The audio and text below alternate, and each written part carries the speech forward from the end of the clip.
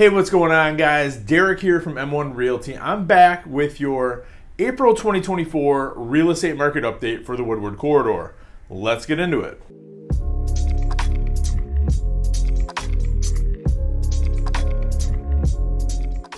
Well, the market continues to kind of be all over the place depending what city we're talking about. So let's jump right into it. As always, we're going to start with Ferndale. And as of right now, there are 46 homes on the market in Ferndale compared to 28 that sold in the month of March.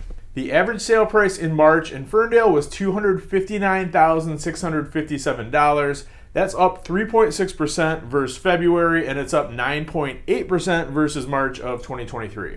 Homes that sold in March in Ferndale sold on average for 99.8% of asking price, and they sold in an average of 44 days on the market. Currently, there's 1.2 months worth of inventory on the market in Ferndale. And for what that means, if you are new to this channel or forgot, if nothing else hit the market starting today, in 1.2 months, we'd be completely out of homes in Ferndale. Everything else would be sold. All right, on to Hazel Park. Currently in Hazel Park, there are 43 homes on the market compared to 25 that sold in the month of March. And homes that sold in March in Hazel Park sold on average for $172,084. Now, that's down 7.2% from the month of February, and it's actually down 15.75% from March of 2023. So even though the sale price is down, the average home sold for 95.9% of asking price and sold in an average of 62 days on the market. Currently, there's 1.5 months worth of inventory on the market in Hazel Park. Moving on to Oak Park, there's currently 28 homes on the market in Oak Park compared to 34 that sold in the month of March. And prices are up a bit. The average home in March in Oak Park sold for $211,524. That's up 6.6% versus February, and it's up a whopping 0.1% versus March of 2023. Homes that sold in March in Oak Park sold for an average of 97.3% of asking price and sold in an average of 52 days on the market, and there are 1.2 months worth of inventory on the market in Oak Park right now. Moving on to Berkeley. Currently in Berkeley, there's only 13 homes on the market compared to 21 that sold in the month of March. The average sale price in March in Berkeley was $344,317. That's down 15.5% versus February, and it's actually down 6.1% versus March of 2023. We see this a lot with Berkeley. I wouldn't worry too much about that. It's such a small sample size. If you remember 2 months ago, it was lower than that, and then it shot way up, and now it's back down again. When you have that small amount of houses to look at, the fluctuations are going to be more drastic. Case in point, the average home that sold in Berkeley in March sold for 101.4% of asking price, and it sold in an average of 44 days on the market. So the average home that sold had multiple offers on it. So there you go.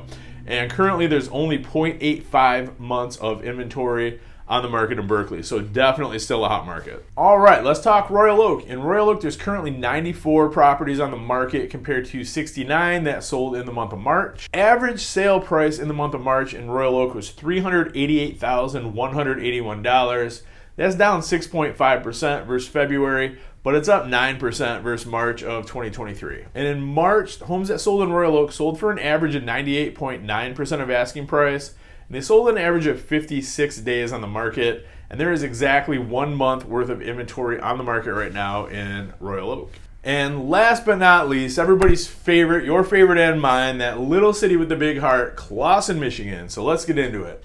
In Clawson, there's currently 12 homes on the market compared to a whopping 11 that sold in the month of March. Clawson's another one of those cities that'll fluctuate quite a bit just because of the small sample size. But for March, the average sale price was $278,891. That's up 6% versus February, and it's up 0.5% from March of 2023. And the average home that sold in Clawson in March sold for 100.2% of asking price and sold in an average of 61 days on the market. And again, there's currently exactly 1 month worth of inventory on the market in Clawson at the moment. So Derek, what does this all mean? It seems like the days on market are starting to go up, and the prices are kind of going all over the place, up and down. Well, you're right. That's exactly what's happening. Days on market has been trending up for a while here, about the last 7 or 8 months. Now it's kind of a weird situation because prices are up and down. It's not just a straight line up anymore in terms of appreciation, which is good. That's what the market needs. It's helping buyers for sure. The overall trend line, though, is going up. And, I guess just look at the fact that every city that we're talking about has less than a month and a half worth of inventory right now. So there's not that many homes to go around. The homes that are selling for close to 100% of asking price, or in some instances a little bit higher, which indicates multiple offers. So there's still a lot of demand. So I think it's more a function of, interest rates kind of crept back up a little bit. They're not really high. They're not as high as they were back 6 months ago. They were almost 8%. Now they're still well under 7%, depending on your credit and a bunch of different factors. But the average 30-year fixed rate conventional mortgage is about 6.7% right now. So it's still it's more affordable now than it was this time last year to purchase. But there's just, it's kind of a weird market. I think there's quite a few buyers kind of taking a wait and see approach. I think a lot of that has to do with inflation and interest rates being a little bit higher. That being said, if you did pull the trigger on a house right now, get that thing locked in at it should be a lower price, because when rates do go down, and they will eventually. I know right now we got the inflation report came back a little bit higher than everybody was expecting. So now the Fed may not cut rates in May like they were going to. We're going to have to just see about that. But at some point down the line here, rates are going to go down. So if you lock your home in now at whatever price you get it under contract at, you can refinance to a lower payment once the rates drop. And what's going to happen when the rates do go down is the prices historically are going to go up. So you're getting a home now at a lower price than you would when the rates go down. You're going to pay more for it.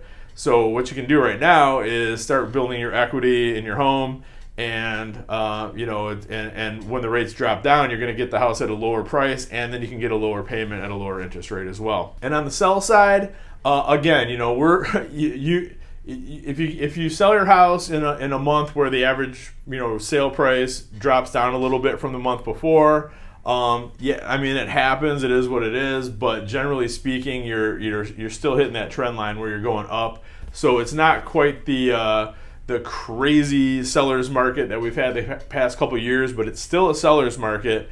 And if you're one of those sellers that has to buy a place when you sell yours, this is a much more favorable market anyway. I'd much rather be in this market now than the same time any one of the last 3 years. It's been just a bloodbath out there trying to get a house under contract. So now we've got more inventory. It's a little bit less hectic and less pressure filled to get you into your new home. We can do that much easier now. So and I will say too, with the lender partners that we've teamed up with, we're able to close incredibly quick for a mortgage. Like literally, we're getting approvals in less than a week. We're from application to sitting at the closing table right now, we're averaging 12 days. So that if we do get into a multiple offer situation, that is the great equalizer there. That helps us get deals under contract because we can close in half the time of almost anybody else. So that's definitely helping. But if you want any more information into that or anything else on the market, if there's another city that you want to know more about that I didn't touch on, just reach out anytime. My direct line, you can call or text me, is 586-491-5622. You can also reach me at 248-561-6155. Shoot me an email, dwerenka@m1realty.net, or Facebook, Twitter, Instagram, LinkedIn, you name it, I'm on it. Shoot me a DM. I'll get back to you quickly. And thank you so much for watching these guys. Appreciate it. Anything I can do for you, just say the word. That's what I'm here for. And we'll see you next month with another update. We'll see you next week with another video. And thank you so much, guys. Have a great one.